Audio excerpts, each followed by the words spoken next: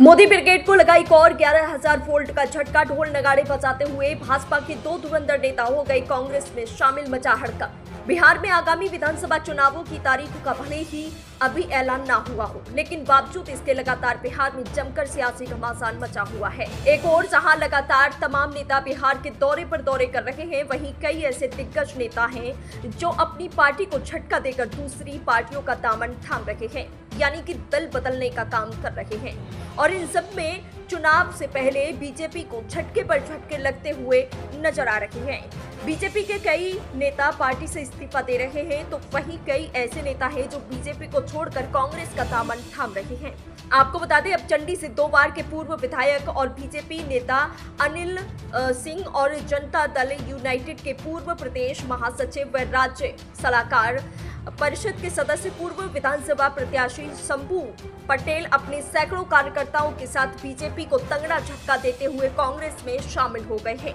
इस दौरान दोनों नेताओं के कार्यकर्ताओं में खुशी का माहौल देखने को मिला। तस्वीरों में आप देख सकते हैं दोनों नेताओं के कांग्रेस में शामिल होने के बाद किस तरह से हाथों को ऊपर उठा करके एक साथ ताकत दिखाई जा रही है।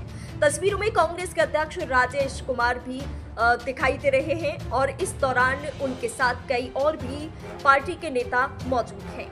बिहार आगामी विधानसभा चुनावों से पहले जिस तरह से बिहार में लगातार बीजेपी और जेडीयू को झटके पर झटके लगते हुए नजर आ रहे हैं, बीजेपी के नेता लगातार पार्टी का साथ छोड़कर कांग्रेस में शामिल होते जा रहे हैं, उससे कहीं न कहीं बीजेपी को आने वाले विधानसभा चुनाव में नुकसान झेलना पड़ सकता है। वहीं दूसरी ओर अब जेडीयू और बीजेपी के ये दो दिग्गज नेता अनिल सिंह और शंभू पटेल ने चुनाव से पहले ही जेडीयू और बीजेपी को तगड़ा झटका देते हुए कांग्रेस का हाथ थाम लिया है।